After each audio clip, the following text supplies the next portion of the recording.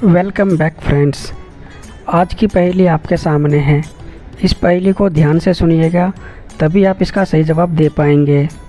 तो इस पिक्चर में आपको एक किसान दिख रहा है और नदी के इस पार शेर, बकरी और टोकरी में गोभी है। इस किसान को इन तीनों को नदी के उस पार लेके जाना है, लेकिन उसकी समस्या ये है कि उसकी नाव छोटी है और वो किसी एक को ही अपने नाव में उस पार ले जा सकता है। अगर वो गोभी को नदी के उस पार लेके जाता है तो शेर बकरी को खा जाएगा। अगर वो शेर को लेके उस पार जाता है तो बकरी गोभी को खा जाएगी। तो वो क्या करे जिससे कि तीनों को सही सलामत नदी के उस पार लेके जा सके। तो दोस्तों, पहेली आपको समझ में आ गई होगी अगर आपने ध्यान से पहेली को सुना है तो।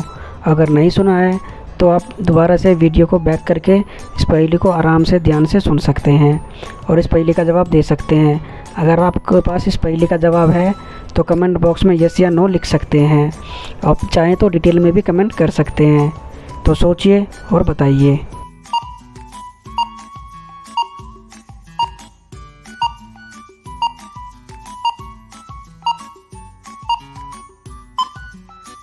तो दोस्तों, अगर आपने इस पहेली का आंसर सोच लिया है तो फटाफट से कमेंट बॉक्स में लिख दीजिए। अब चलिए मैं आपको इस पहेली का आंसर बताता हूँ कि वो कैसे इन तीनों को सही सलामत नदी के उस पार लेके जा सकता है।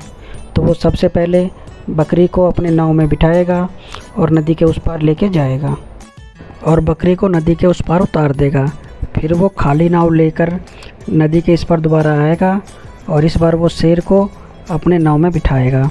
फिर से शेर को नदी के दूसरी तरफ लेकर जाएगा और उसको वहाँ उतार देगा।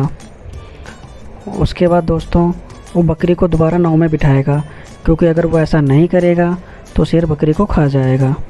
बकरी को नाव में बिठाने के बाद वो बकरी को नदी के इस पार लेकर आएगा और उसको उतार देगा। उतारने के बाद वो फिर से गोभी को अपने नाव में रखेगा। अगर वो ऐसा नहीं करेगा तो बकरी गोभी को खा जाएगी। उसके बाद गोभी को लेकर वो नदी के इस पार आएगा और गोभी को नदी के इस पार उतार देगा। उसके बाद फिर से वो खाली नाव को नदी के इस पार लेकर आएगा और फिर बकरी को नाव में बिठाएगा और फिर बकरी को नदी के उस पार लेकर आएगा। तो दोस्तों, इस तरीके से वो किसान तीनों को नदी के दूसरी तरफ लेकर जाएगा और कोई भी किसी को खा नहीं पाएगा। तो दोस्तों, आपको ये पहेली कैसी लगी कमेंट बॉक्स में लिखना ना भूलें और चैनल को लाइक और सब्सक्राइब भी कर दें। Thank you.